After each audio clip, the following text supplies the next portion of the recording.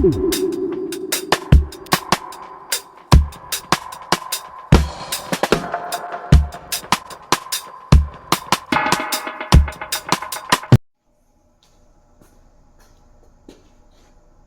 what's up guys? Welcome back to another episode of Holly's Garage. We're going to be working on my, it's new to me, but it's Bobcat T200.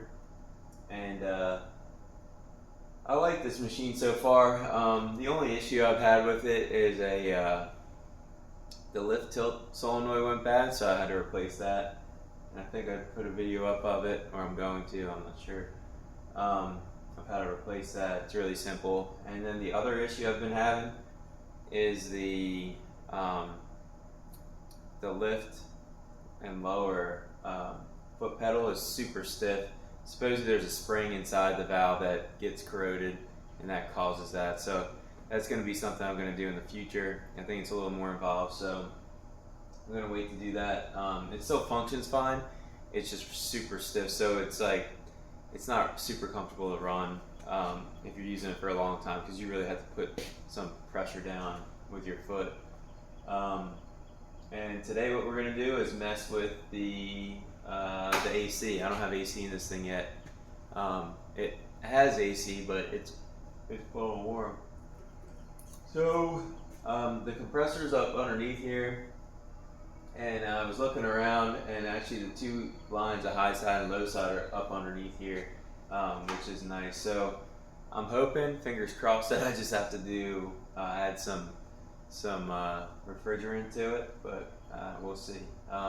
So I'll show you how I do it, and it's simple. If it's like, I think it's the same as it is with a car or a truck, I would imagine. So I would imagine they run the same operating pressures and stuff like that too.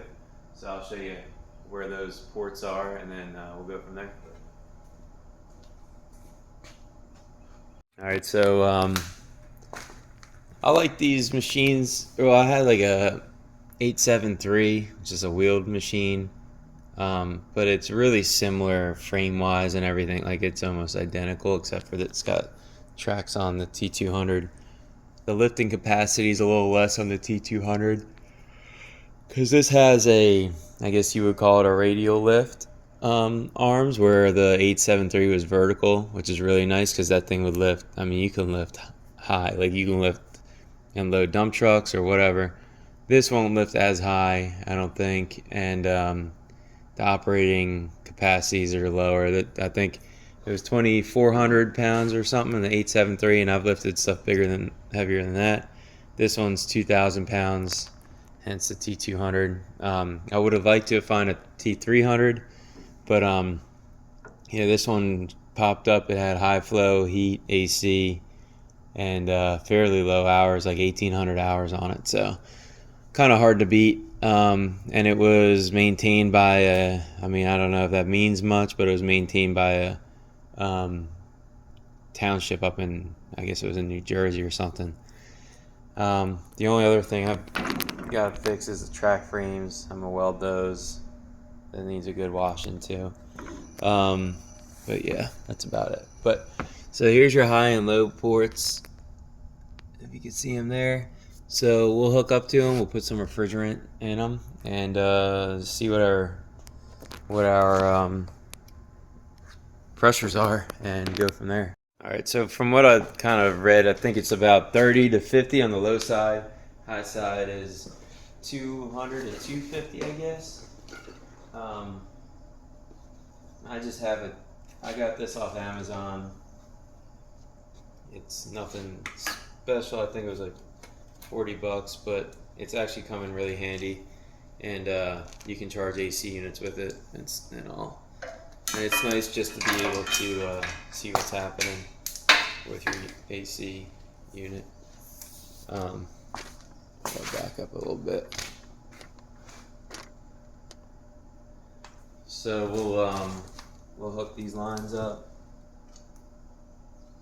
and I could charge it. I have some dye I'm gonna stick in there in case there's a leak.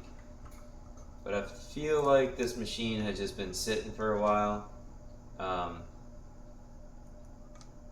The fleet manager there said that they bought a new John Deere. I probably like a 333G or something, or 331, and they just weren't using this thing anymore. So, and I guess they were having a harder time getting parts over there for whatever reason. But so let's hook this sucker up. Let's see what's happening.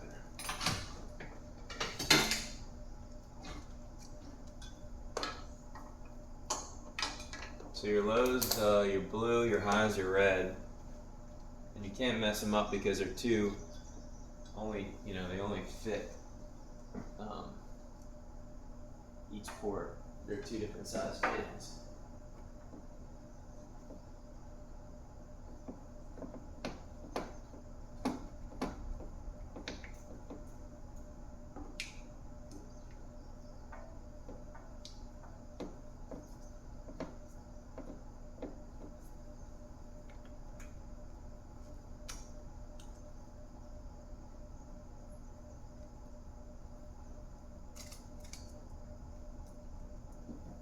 Tight as hell though, that's for sure.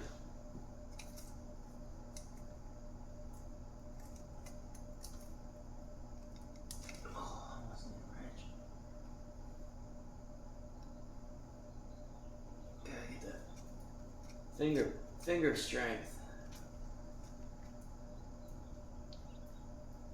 Really messing with any kind of mechanical stuff definitely makes your fingers strong. Alright. Now we'll start her up, and I'll just check. Turn the AC up real high, and we'll check the pressures.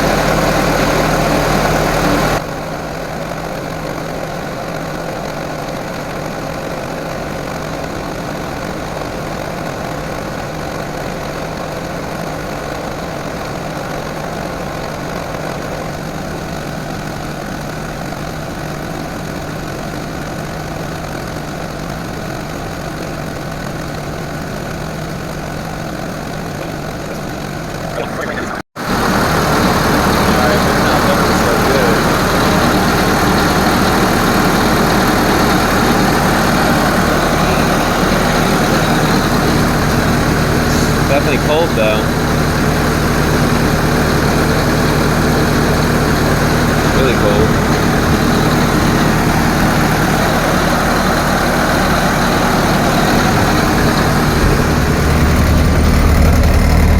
It's freezing in this cab right now. Whew. It's freezing in here right now. So I guess that'll work. That low side looked really low at 20 pounds, but I don't know. I guess we'll see. If it works, it works. Who cares? We're getting smoked by a thunderstorm right now. Cool. I'm excited for the summer now. I won't be sweating my butt off and covered in dirt like in that open cab. But yeah, sweet.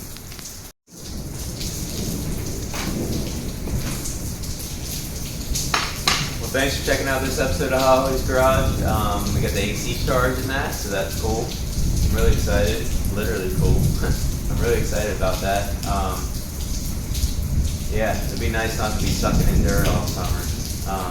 But yeah, and then there's a few other things I'm going to be doing with this, and I'll put some videos up of it along the way. But for the most part, it's a solid machine. I'm excited to use it. I've used it on a few jobs now, and it's just like night and day difference versus that 873. Doesn't have the pushing power that 873 did when I had the over the tire tracks on that thing, but it floats. Like I don't have to worry about destroying and rutting up areas or getting stuck as much.